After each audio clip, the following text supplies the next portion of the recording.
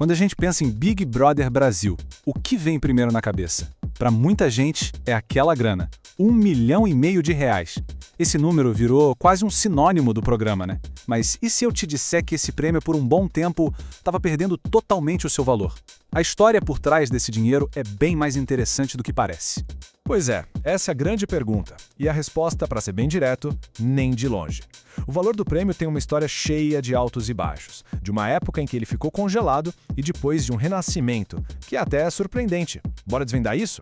Para a gente entender o tamanho do problema, é só olhar para essa linha do tempo. De 2010 a 2022. São 12 anos.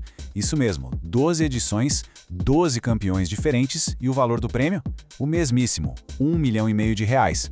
Esse tempão todo com o prêmio congelado é o ponto de partida da nossa história. Então, para a gente entender essa história toda, a gente vai passar por 5 pontos. Primeiro, vamos ver essa era do prêmio congelado. Depois, como a inflação entrou como uma vilã, comendo o valor do dinheiro. Aí tem uma reviravolta, o surgimento de um prêmio que não era grana. E então, a grande virada, com um prêmio dinâmico. Para fechar, a gente descobre quanto ele vale hoje. Vamos nessa? Ok, vamos começar do começo. Entender como é que a gente chegou a passar mais de uma década com o mesmo valor estampado na tela da TV.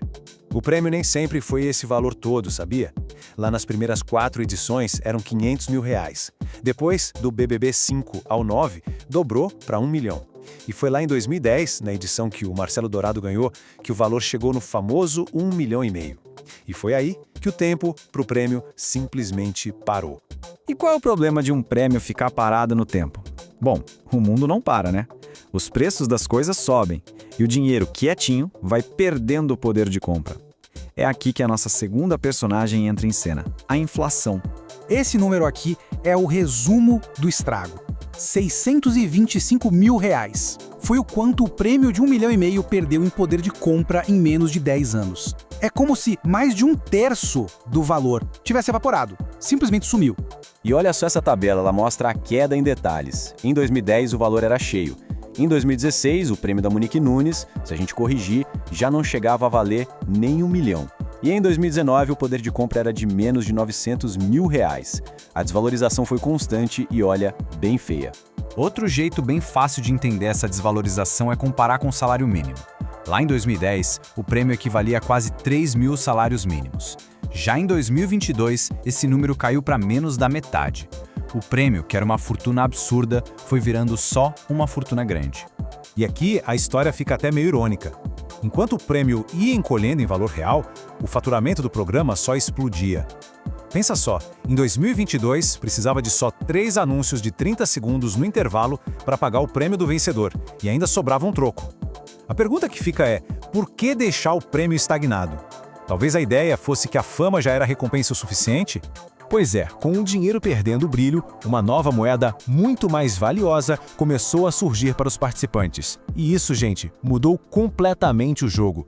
Essa frase da revista Exame é tipo um soco na cara da realidade antiga. Ela resume perfeitamente essa virada de chave. O prêmio em dinheiro acabou virando secundário perto do potencial de grana que dava para fazer com a fama depois do reality.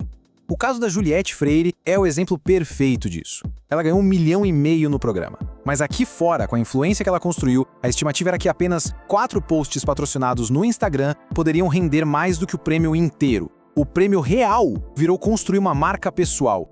E a consequência disso é que o jogo mudou por dentro. Para muita gente, entrar na casa não era mais só para ganhar o cheque. Virou um investimento em visibilidade. O grande objetivo passou a ser conquistar seguidores e, claro, o carinho do público. Então, o cenário estava claro. Um prêmio em dinheiro desvalorizado de um lado e um prêmio de fama cada vez mais valioso do outro. Depois de anos de críticas, a produção do programa finalmente reagiu e foi uma virada fundamental.